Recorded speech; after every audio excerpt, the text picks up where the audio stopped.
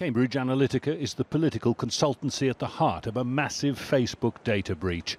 There are claims that the personal data of millions of people contributed to micro-targeting models using online ads to influence voters in the US presidential election and the Brexit referendum in the UK. The news that the company has closed its doors and is filing for bankruptcy may frustrate efforts to get to the bottom of what went on. A British parliamentary inquiry has heard evidence from company whistleblowers describing how the data of 87 million Facebook users was harvested via a third-party app and passed on to Cambridge Analytica. In an undercover investigation, the company's former CEO, Alexander Nix, all but took credit for Donald Trump's election victory. And our data informed all the strategy.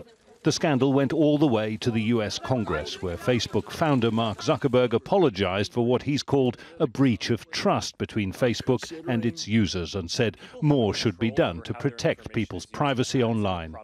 The offices there of Cambridge Analytica in London suddenly empty, as are their offices in New York. Just a week ago, a company spokesman gave a press conference here defending the reputation of Cambridge Analytica and its multiple clients against what he described as unfounded allegations. Well, now we're told in a statement that the siege of media coverage has driven those clients away.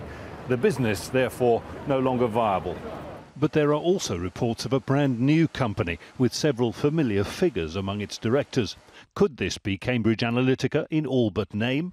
Well, Data, the new company formed with the Mercer sisters, one of them is behind Cambridge Analytica, Alexander Nix, Wheatland. The same personnel is involved in Cambridge Analytica was set up the day after, or a couple of days after the scandal broke. And remember, it's data. Data can be just downloaded, or the modeling. It's more important than just the data. For example, the 87 million profiles taken from Facebook, or which they psychologically profiled a lot of the American voters. It's the modeling of that data.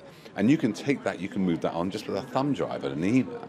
The demise of Cambridge Analytica does little to dim the light shone by the scandal on the widespread use of our personal data for commercial and political purposes. Data is often described as the new oil, the most precious asset in the modern economy, and it is ours as social media users to either guard more closely or simply give away. Jonah, Al Jazeera, London.